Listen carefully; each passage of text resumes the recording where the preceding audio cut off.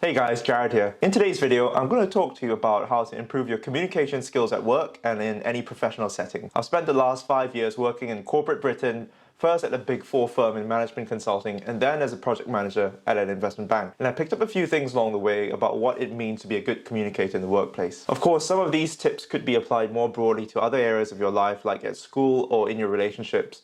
But I'm mainly focusing on communication with a professional lens in this video, given that this is what I have to do day in, day out at my job. Firstly, what is good communication? Without having to refer to the Oxford Dictionary or anything like that, good functional communication really boils down to this. Is my message being understood in its entirety, and is it being received in the way that I want it to be received?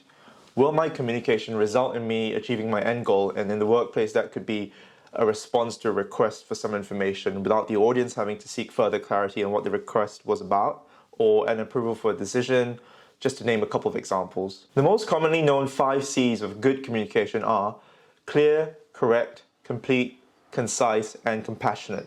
But I want to add one additional C to this, which is calibrated.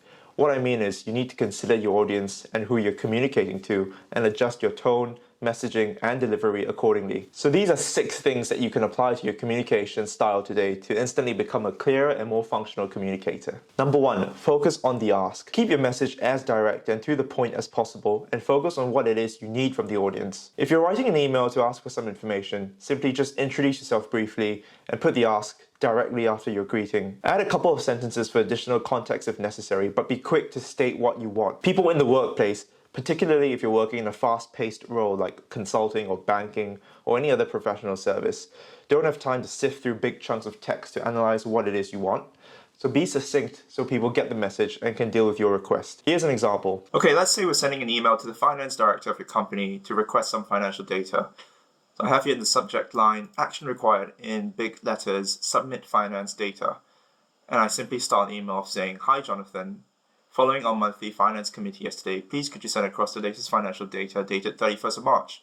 And I made sure to bold this so he knows that's what he needs to focus on and that's what the action is. And 3 points he needs to consider as well. Please ensure, number 1, files in XLS format. Number 2, the file is password protected. And number 3, please send across the password in a separate email. And I finished off the email by highlighting the deadline he needs to do this by. Please send this by 6 p.m. today at the latest. And I simply just signed off with my name. So that's a very quick, clear, and succinct way to send across an action email. If you're running a meeting, have an end goal in mind in terms of what you want to achieve in the meeting and lay it out right at the beginning.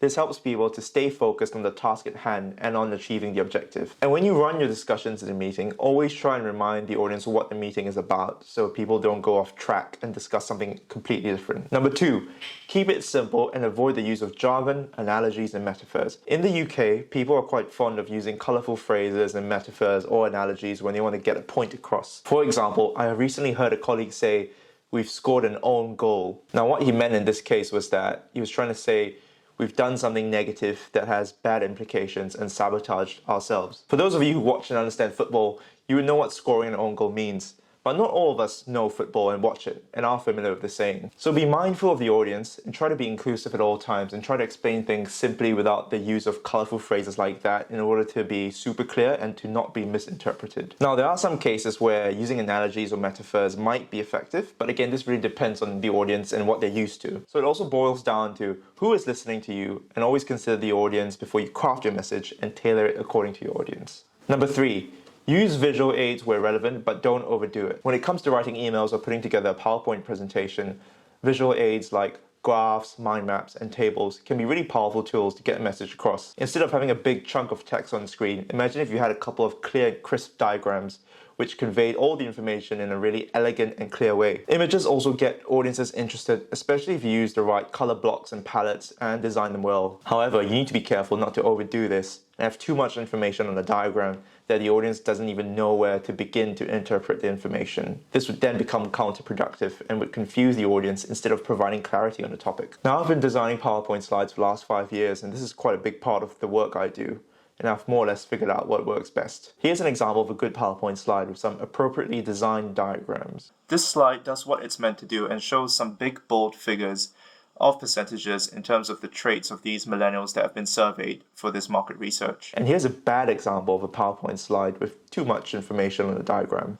Now, this slide is very overwhelming because it has so much information on it, including multiple diagrams which are too small to read and many bits of text as well.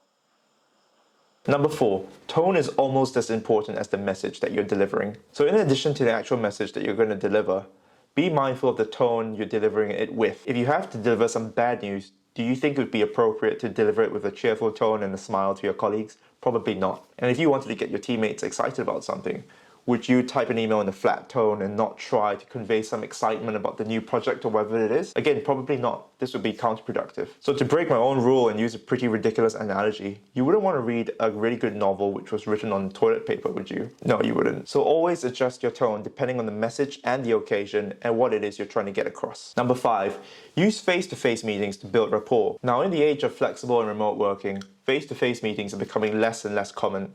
But this could work in your favor if you're trying to build rapport or you're trying to establish a good relationship with someone or a group of people. Schedule a face-to-face meeting and make the effort to meet someone in person over a coffee or in the office. Non-verbal cues such as body language and other physical and visual things can really add to a conversation and make communication stronger in the moment. In the long run, this also helps you strengthen your relationships, which will benefit the way you communicate with this person or this group. I found that people really appreciate it when you make time to meet them in person, and this can lend you some extra credibility if you're looking to get something out of them. And finally, number 6, summarize key points and play them back to your audience after a meeting. I found it really helpful as a project manager and a former consultant to summarize the key points discussed at meetings. I really enjoy taking notes anyway for my own reference, but people do appreciate it when you summarize a meeting and maybe play back the key points in a few bullets on an email to confirm your understanding of what was discussed and what the main takeaways or actions were. This also has the extra benefit of uncovering any misunderstandings or misinterpretations, as after walking away from a meeting, people may have taken away the wrong message,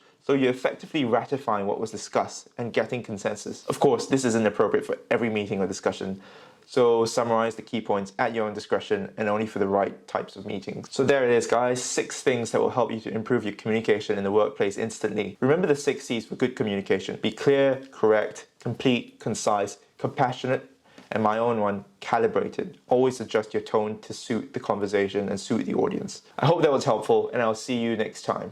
Subscribe for more.